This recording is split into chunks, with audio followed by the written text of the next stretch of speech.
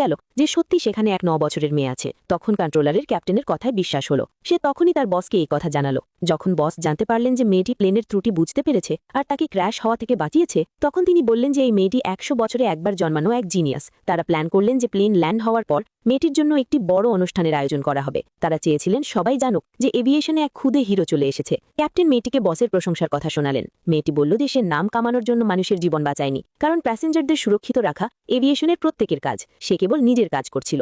এটা শুনে ক্যাপ্টেনের খুব ভালো লাগলো। তার মনে হলো এই মেয়েটি একদিন দুর্দান্ত পাইলট হবে। হঠাৎ প্লেনের ওপর বিদ্যুৎ পড়ল।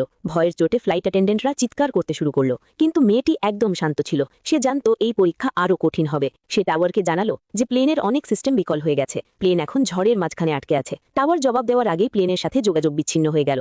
এটা শুনে কন্ট্রোলার আবার টেনশনে পড়ে গেল। তার প্রিয় শিক্ষকের কথা মনে পড়ল। সে ভাবছিল তার শিক্ষক এই বিপদে থাকলে কি করতেন। সে জানত না যে এই মেয়েটি ছিল তার সেই শিক্ষক। ঠিক তখনই এক অ্যাটেন্ডেন্ট দেখল যে প্লেনের ডান দিকের ডানায় আগুন লেগেছে। সে মেয়েটিকে প্লেনটি ফিরিয়ে নিয়ে যেতে বলল। ক্যাপ্টেন তাকে মাঝপথেই থামিয়ে দিলেন। সে জানালো যে ডানাটি ভেঙে যেতে পারে আর ফিউয়েলও কম আছে। যদি তারা ফিরে যায় তবে মাঝপথেই ক্র্যাশ হয়ে যাবে। ক্যাপ্টেনের এই কথা শুনে মেয়ের মাও ঘাবড়ে গেলেন। তিনি মেয়ের কাছে জানতে চাইলেন আর কোনো উপায় আছে কিনা। মেয়েটি বলল যে এখন আর মাত্র একটাই রাস্তা বাকি আছে, আর সেটা হলো ইমার্জেন্সি ল্যান্ডিং করা।